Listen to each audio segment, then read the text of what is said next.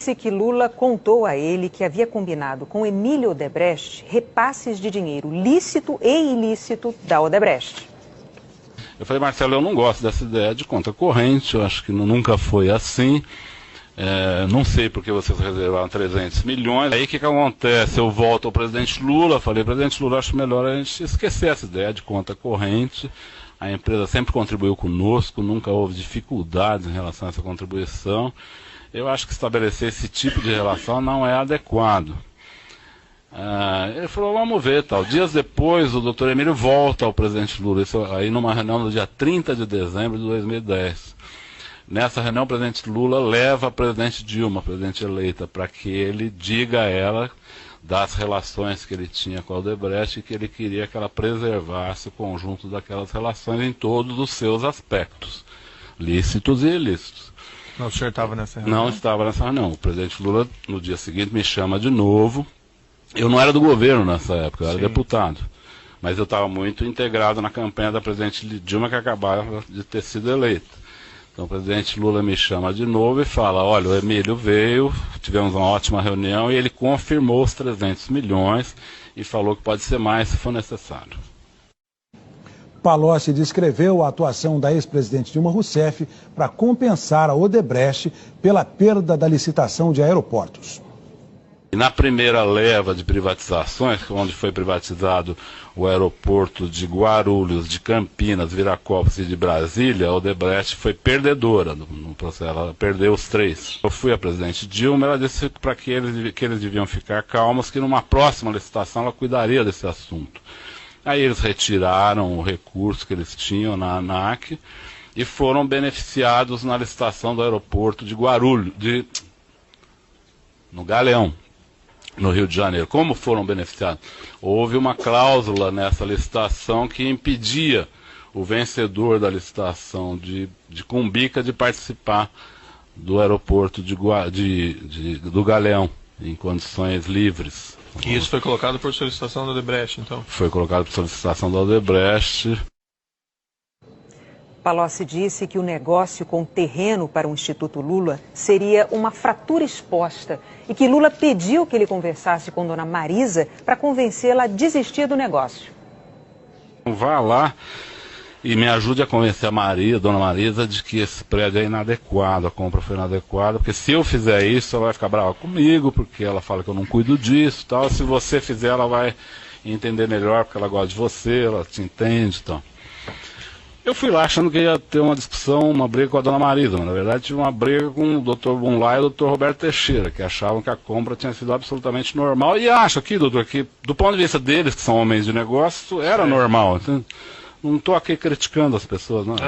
No conjunto, considerando a pessoa do presidente Lula, o governo, o Odebrecht, o Instituto Lula, aquilo era uma fratura exposta, era um convite à investigação. Né? E como é que as coisas... Aí a reunião andou mal, foi muito ruim, mas a Dona Marisa, eu quero ser honesto com o senhor, não fez nenhuma exigência, ela concordou na hora e achou que devia dispensar esse prédio, por isso esse prédio foi dispensado.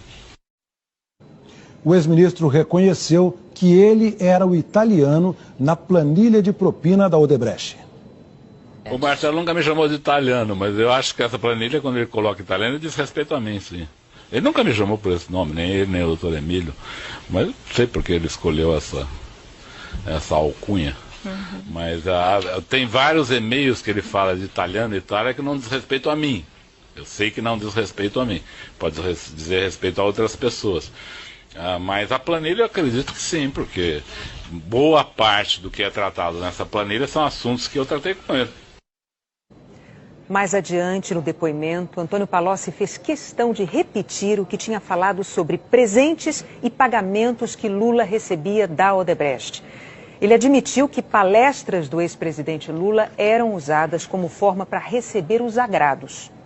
Foi o que eu expliquei para Sua Excelência, o juiz Sérgio Moro, agora, há poucos minutos. O Emílio abordou, no final de 2010, não foi para oferecer alguma coisa, doutor, foi para fazer um pacto, que eu chamei de pacto de sangue, porque envolvia um presente pessoal, que era um sítio, envolvia o prédio de um museu, pago pela empresa, que envolvia palestras pagas a R$200 mil, fora impostos, combinadas com a Odebrecht para o próximo ano, várias palestras. Envolvia uma reserva de R$300 milhões. Certo. O presidente Lula me procurou. Eu ficaria surpreso também. Eu não estranhei a surpresa do presidente, mas ele não mandou eu brigar com a Odebrecht. Ele mandou eu recolher os valores. Correto. Só para lembrar, essa conversa que o senhor afirma ter ocorrido entre o ex-presidente Lula e o senhor Emílio Odebrecht, o senhor não estava presente? Não. Certo. Eu esclareci que quem me contou essa conversa foi o presidente Lula na manhã seguinte.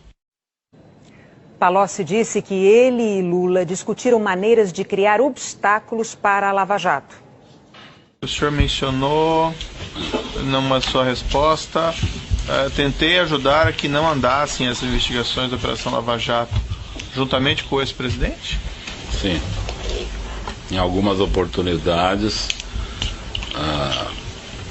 eu me reuni com o ex-presidente Lula e com outras pessoas no sentido de buscar, vamos dizer, criar obstáculos à evolução. E uma correção. Diferentemente do que dissemos na abertura do Jornal Nacional, o montante de dinheiro para as campanhas de Lula não foi de R$150 milhões, mas sim R$300 milhões, como vocês ouviram na boca de Palocci nas gravações que acabamos de mostrar. Quando o presidente Dilma foi tomar posse, a empresa entrou num certo pânico. E foi nesse momento que o Dr. Emílio Odebrecht fez uma espécie de pacto de sangue com o presidente Lula.